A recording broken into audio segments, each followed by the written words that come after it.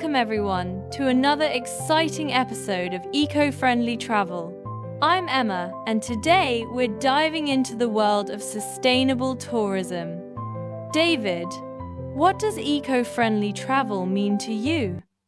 Hi, Emma. Eco-friendly travel is all about exploring the world while minimizing harm to the environment. It's about being conscious of our footprint. For example, choosing to walk instead of drive can make a big difference. Absolutely, David. It's interesting how such small choices can have a large impact. I read that if every traveler reduced their waste by just 10%, we could save millions of tons of waste annually. What are some simple steps travelers can take? Well, using reusable water bottles is a great start. I remember a trip to Costa Rica where I saw tourists refilling bottles at eco-lodges, reducing plastic use significantly. But what about those who argue that ecotourism is not accessible to everyone? That's a valid concern. Yet, there are affordable, eco-friendly options like public transportation or staying in community-run hostels. It's important to remember that eco-friendly travel doesn't have to be expensive. Right, and supporting local markets not only helps the environment but also boosts the local economy. There's a ripple effect. Looking forward, how do you think technology can aid in eco-friendly travel? Great question, David. Advances in technology, like carbon offset apps, help travelers track and offset their carbon footprints. As technology evolves, it will provide more tools to travel responsibly. Exactly, Emma. As we wrap up this segment, let's remember that every small action counts towards a bigger change. Onward to exploring the vocabulary of green travel. Now, let's dive into some key vocabulary you'll need for eco-friendly travel. David, can you start us off with a few essential terms? Sure thing, Emma. Words like sustainable, biodegradable, and carbon footprint are crucial. They help communicate your eco-conscious intentions. Could you share how these terms are practically used while traveling? Of course! When booking accommodation, you might ask, "Is this an eco-hotel?" Or, "How do you reduce your carbon footprint?" These questions show your commitment to sustainability. Have you encountered any misconceptions about these terms? Yes. Some people think these terms are just buzzwords. However, understanding and using these words can lead to more informed choices. For instance, knowing biodegradable helps in choosing eco-friendly products. That's a good point. Misunderstanding these terms can hinder eco-friendly efforts. For example, a greenwashed product might seem eco-friendly but isn't truly sustainable. How can travelers spot genuine eco-friendly options? Look for certifications like fair trade or organic. These labels guarantee certain eco-friendly standards. Moving forward, the tourism industry needs to make these terms clearer for everyone. Exactly. Transparency is key. As travelers, asking questions and seeking clarity empowers us. Let's transition to our next segment, where we'll have a real conversation at an eco-hotel. Sounds good, Emma. Let's equip our listeners with the phrases they need to make eco-conscious choices on their next trip. Picture this. You arrive at an eco-hotel. How do you start a conversation about their sustainable practices? David, could you play the role of the hotel staff while I inquire?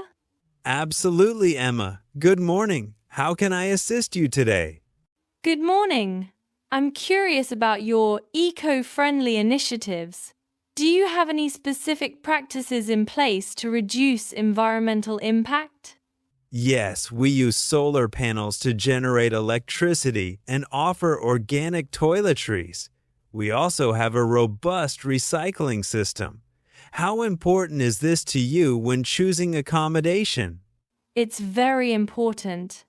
I believe in supporting businesses that prioritize sustainability. However, some argue that such amenities might be limited. How do you address that? We try to balance comfort and sustainability by providing quality services without compromising eco-friendliness. In the future, we aim to expand these initiatives further. That's reassuring to hear. And what about tours? Do you offer any eco-friendly activities for guests? Yes, we offer guided nature walks and local community interactions, which are both educational and sustainable. Thanks for your interest in our eco-friendly options, Emma. Now, let's practice some phrases that will help you communicate your eco-friendly choices. David, could you lead us through a few essential ones? Certainly, Emma. Repeat after me. I prefer eco-friendly options and can I refill my water bottle here? These phrases help convey your green intentions. Why do you think these are important?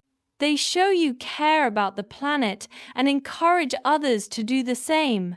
Using these phrases can inspire change, but some might feel hesitant to speak up. How can we encourage more travelers? By making these phrases part of our everyday language, it normalizes eco-consciousness. It's like planting seeds of awareness. What's your favorite go-to eco-friendly phrase, Emma? I often say, let's protect nature together. It's simple yet powerful. However, some might think these expressions are too basic. How do we counter this perspective? The simplicity of these phrases is their strength. They're easy to remember and use, making eco-friendly travel accessible to everyone. Looking ahead, language will continue to play a crucial role in sustainability. Absolutely. Language influences behavior. As we wrap up, let's move to our next segment, where we'll share some practical tips for being an eco-traveler. Great idea, Emma. Let's empower our listeners with actionable steps they can take on their next journey. So, what are some practical tips for being an eco-traveler? David, can you share some insights with our listeners? Certainly, Emma. Bringing reusable bags and turning off lights are great starts. I remember a trip to Bali where I saw tourists picking up trash on the beach, making a huge difference.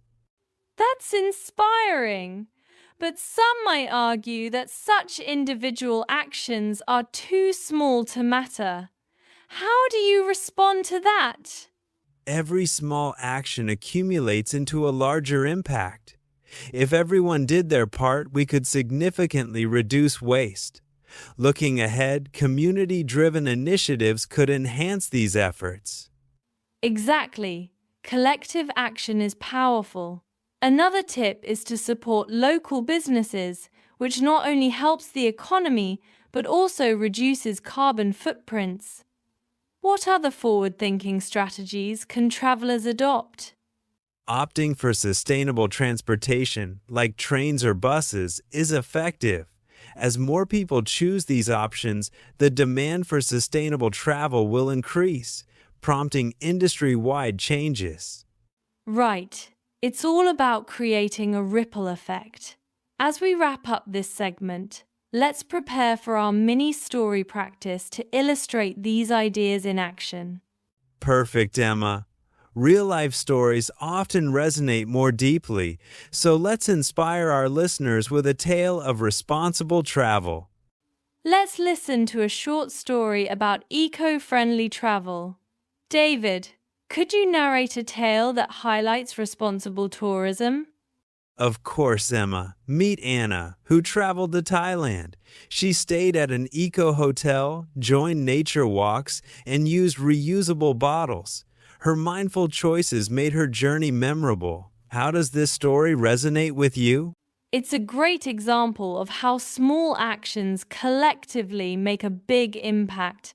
but some might find it challenging to consistently make eco-friendly choices. What advice would you give? Start with one change at a time. Gradual steps can lead to lasting habits.